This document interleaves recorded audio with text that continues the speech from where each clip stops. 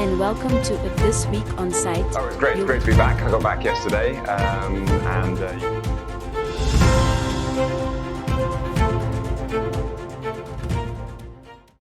Welcome to This Week on CITE, your go-to program for the latest headlines and in-depth analysis. My name is Alice, the AI presenter and co-host of the weekly program with Zenzele and Alice. Please don't forget to share our program and like our social media platforms at CITE-ZW. Welcome to This Week on CITE, Alice. And as usual, we bring you different stories that made headlines during the week. And as Zimbabweans, sometimes we really appreciate, we are not hard people to please. We appreciate small things like, having water running in your tape or, the electricity, because these are things that are very scarce these days in Bulawayo, probably the rest of Zimbabwe. But we'll be talking about those issues. But let's start in China. The president is in China for a summit that is there with other African heads of state and the Chinese government, of course. And this week he said something that was of interest to many people.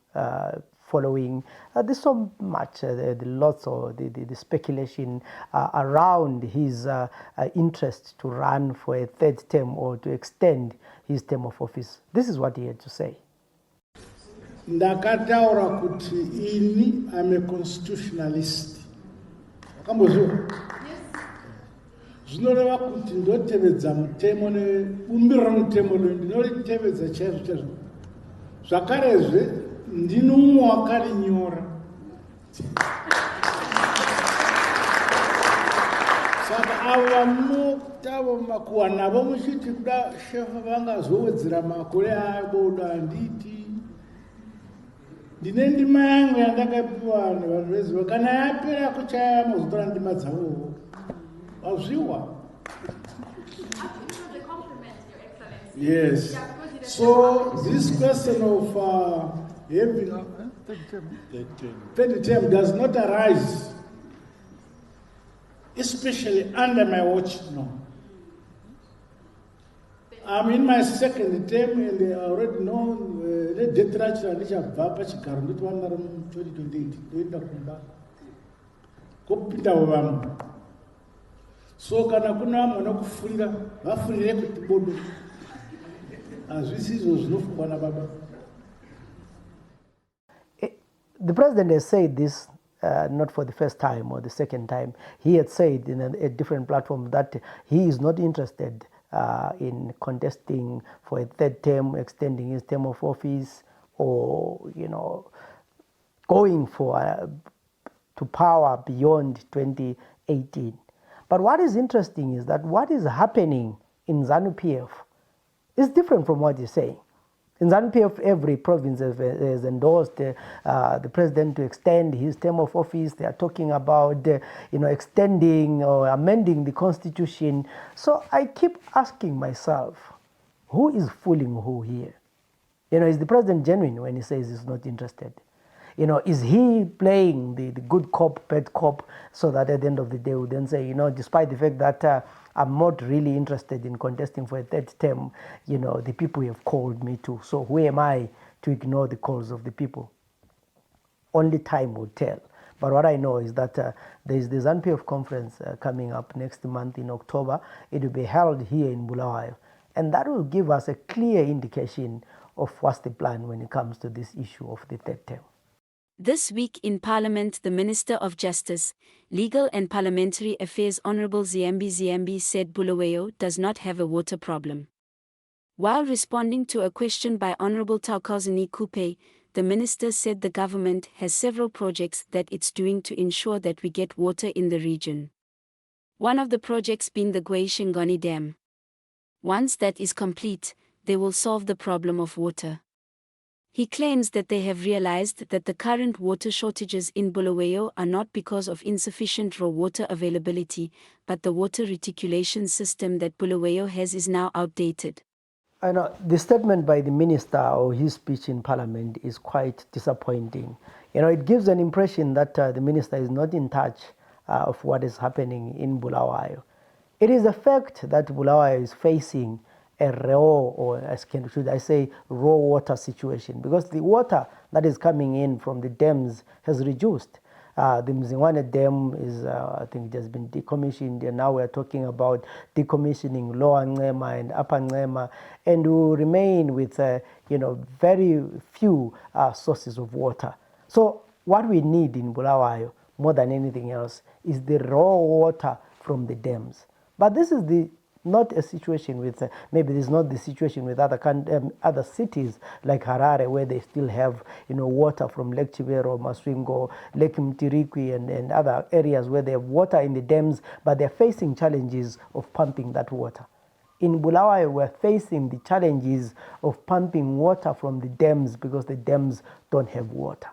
The minister mentioned the Gwai Shangani Dam, and I don't think there's any progress that has been done, or there's any work that has been done since the last election, or early last year. I know during the election campaign we were told that by the end of the year the Gwai Shangani Dam will be complete and all those kind of things.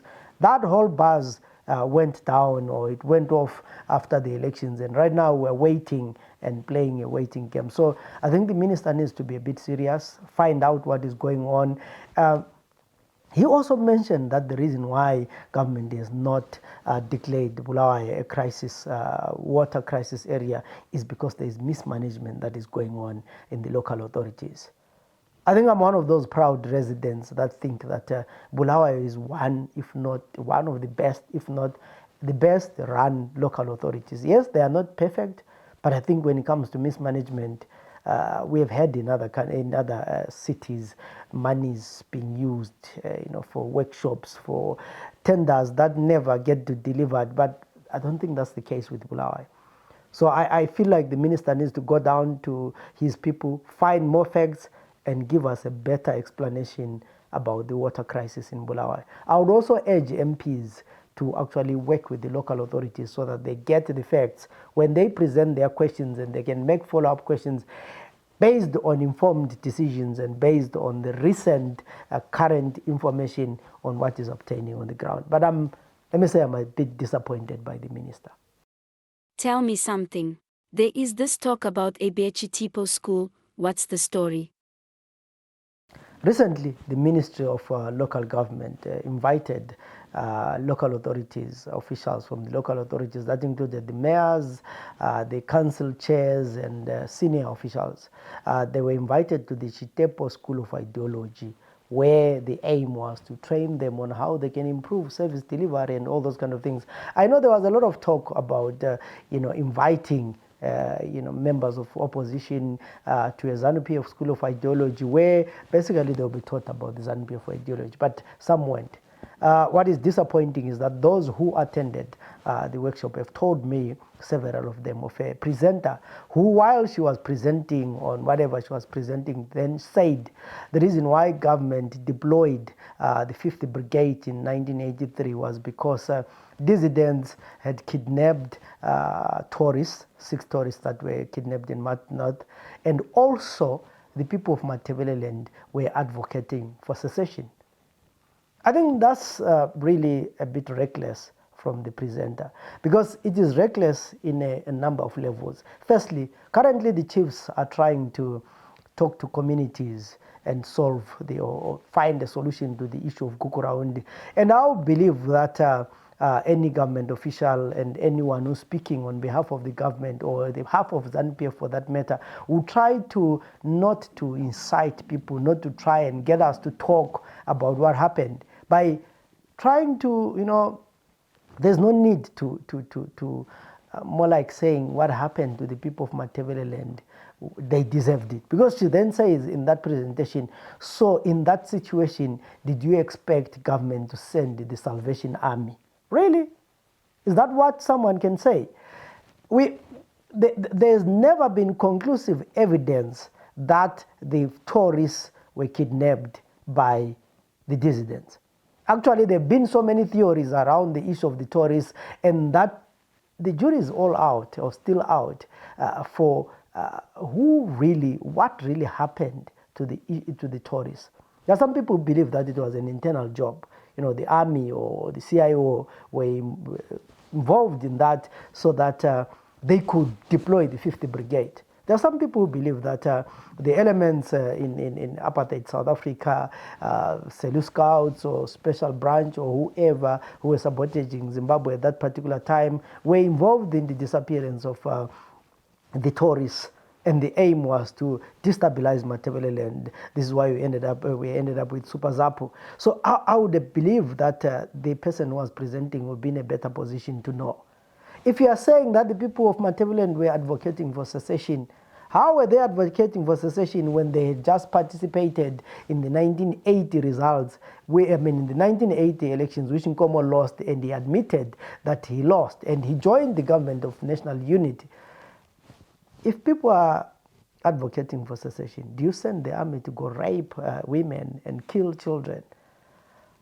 I don't know whether this is the official government position when it comes to the issue of Kukuraundi, but if it is not, I think government needs to rein in people who present on such sensitive topics so that they present something that is building the nation, something that promotes unity, something that promotes reconciliation, than making such claims which I feel are reckless and unnecessary. And to wrap up the show, all roads lead to the King Mzilikazi commemorations happening tomorrow. CITE will be there to cover the event. That's all we have for this week. I hope that you found this session informative as well as engaging. You are free to get in touch with us on our social media platforms. Please suggest topics that you want us to talk about. You can also share interesting video clips, information that is happening in your area, so that we can also know what's going on. But yeah, let's engage. It's a Friday. Happy Friday, and enjoy your weekend. Don't forget to follow us on social media and share your thoughts on the stories we've covered. We'll be back next week with more headlines and analysis. Have a lovely weekend.